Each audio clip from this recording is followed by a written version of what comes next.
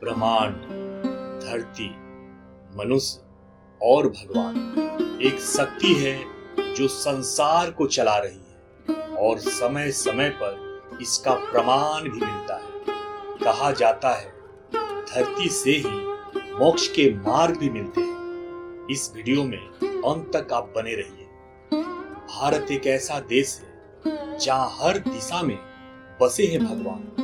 उत्तर, दक्षिण, पूरब, पश्चिम, चारों दिशा में बसे हैं भगवान चार धाम के रूप। सबसे पहले चलते हैं उत्तर दिशा की ओर, जहां बसा है बद्रीनाथ धाम। हिमालय की गोद में बर्फ से ढकी विराजमान है भगवान विष्णु बद्रीनाथ के रूप में। अलकनंदा नदी के किनारे स्थित यह मंदिर आस्था और तप का प्रतीक है। यह धाम हर वर्ष केवल मई से नवंबर तक ही खुलता है। शीतकाल में बर्फबारी के कारण मंदिर बंद रहता है। शेष महीनों में भगवान बद्रीनाथ की पूजा जोशी मठ में की जाती है। यहाँ के हवाओं में गहराइयां है और हर श्वास में बस एक ही मंत्र गूंजता है, ओम नमः नारायण। अब बढ़ते हैं पश्चिम दिशा की ओर, जहां बसा है द्वारिका धाम। गुजरात के अरब सागर के किनारे स्थित है भगवान श्री कृष्ण की पावन नगरी द्वारिका। यहीं पर भगवान श्री कृष्ण ने मथुरा छोड़कर अपना राज सिंहासन स्थापित किया था। इस नगरी को स्वर्ण नगरी भी कहा जाता है, जो समुद्र के किनारे दिव्य आभा में चमकती है। यहाँ के भव्य द्वारिकाधीश मंदिर में श्री कृष्ण त्रिवंगी मुद्रा में विराजते हैं। चार भुजाओं में शंख, चक्र, गदा और पद्म धारण किए हुए। समुद्र की लहरें भी जैसे भगवान के चरणों को स्पर्श करती है। भक्ति से, प्रेम से, पूर्ण समर्पण से और मंदिर की घंटियां भी गूंजती है, जैसे कहती हो जय द्वारिकाधीश।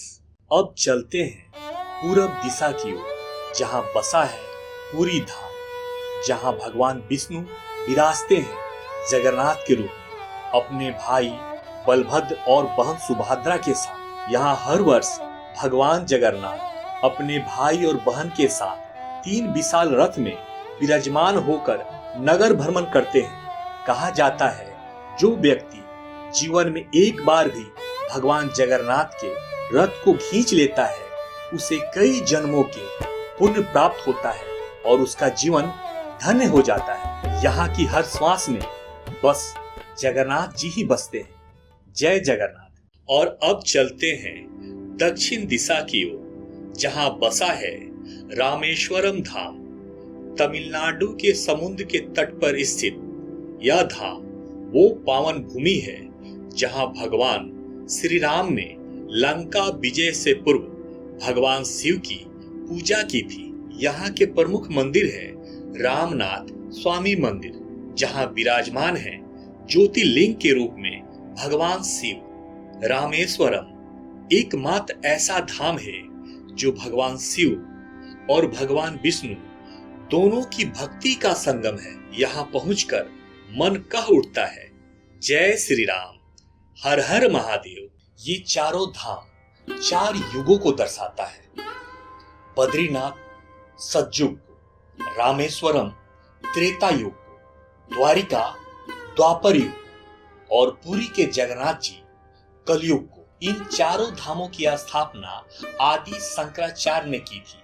कहा जाता है कि 8 साल की उम्र में ही उन्हें सभी वेदों की जानकारी हो चुकी थी और 35 वर्ष की उम्र में उन्होंने हिमालय में समाधि ले ली। इन चारों धामों की स्थापना करने का एक ही उद्देश्य था, पूरे भारत के हिंदुओं को एक करना।